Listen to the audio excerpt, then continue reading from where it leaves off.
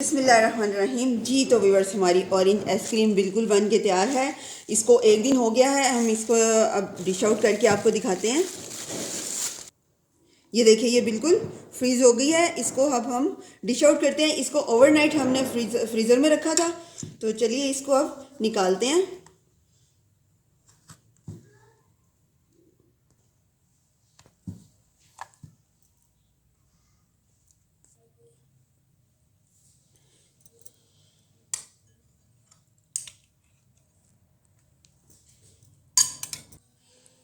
जी, तो इसको हमने इसमें डिश आउट कर लिया है।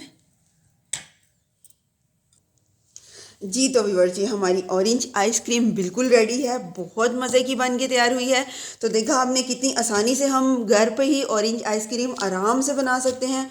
और सर्दियों में तो आइसक्रीम खाने का अपना ही एक अलग टेस्ट है।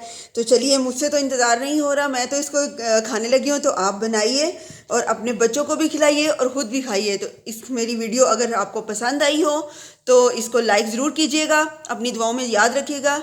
इसके साथ ही नेक्स्ट वीडियो में मिलेंगे किसी अच्छी रेसिपी, किसी अच्छे ट्रिक और टिप्स के साथ। तो इजाज़त चाहेंगे। अल्लाह हाफिज़।